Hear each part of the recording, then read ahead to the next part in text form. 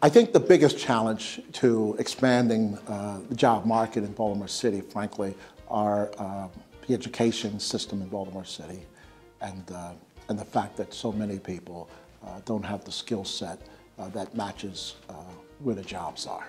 We have to educate. In Baltimore City, 89% of our fourth graders are below proficiency in reading and math. That's 89%. Of our fourth graders are below proficiency in reading and math. That's a number that ought to cause alarm, but it seems to be a Baltimore normal, just like 344 murders seem to be a Baltimore normal. People are not jumping up and down and acting that we're in a crisis here. It's an emergency. It's a situation that needs to be dealt with urgently. And the education of these young people in the city is the number one thing holding them back and frankly holding the city back in terms of job creation, in terms of economic development here in the city of Baltimore. So my priority in terms of budget is to make sure that we move dollars to our education system, our public school education here in Baltimore City.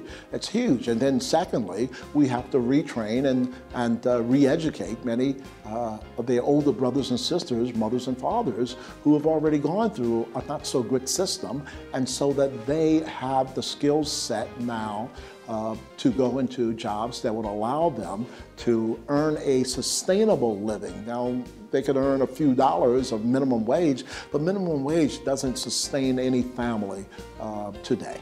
And so we have to move folk to a position where they can have the skill set.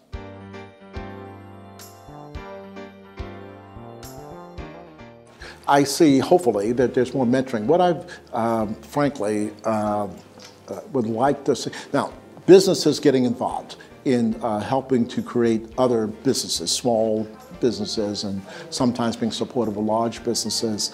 I gotta tell you that I remember the day when Baltimore was more of a headquarter town than it is now.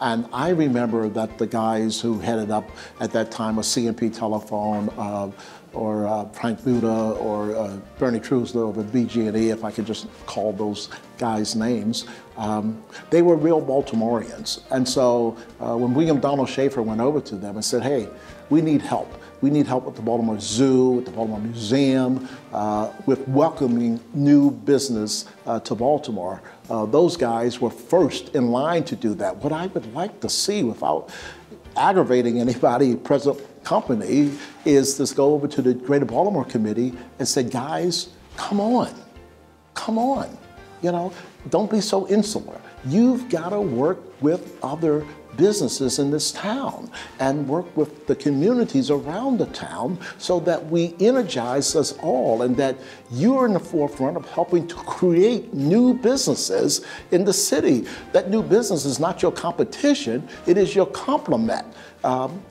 Having other strong businesses strengthening the economy makes it better for you. When I was in the clothing business, we had an axiom that, for example, if you're going to open a new shoe store, the best place to open it is next door to 4 other shoe stores. You don't build your shoe store out somewhere where someone has to come find you, but you build it close to where the action is, where people are already looking for shoes, so that they have more choices.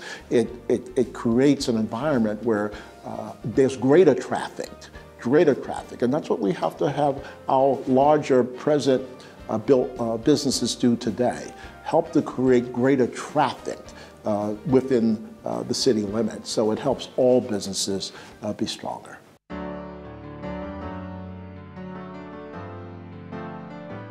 Incentivize. Lowering the property tax, I think, would be a great incentive. I don't think that we have to, or even should say, to most businesses, you know what, we're going to give you such a deal that you don't have to pay any taxes for 30 years if you locate in Baltimore.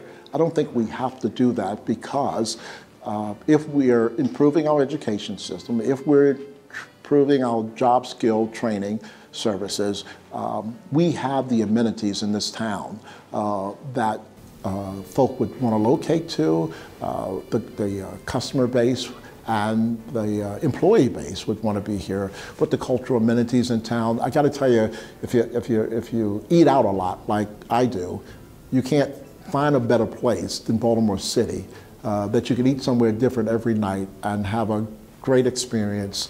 So what I'm saying to you, that the vibrancy of an urban campus or an urban center, I think could be a good enough, strong enough draw for business if we don't price ourselves out of the market. And right now, I think we have pretty much priced ourselves out of the market in many ways. So I think the property tax rate dropping significantly by 50% over the next 5 to 8 years, and we are able to tell people we're going to drop it by this date certain, will be the incentive we need to grow business in Baltimore City.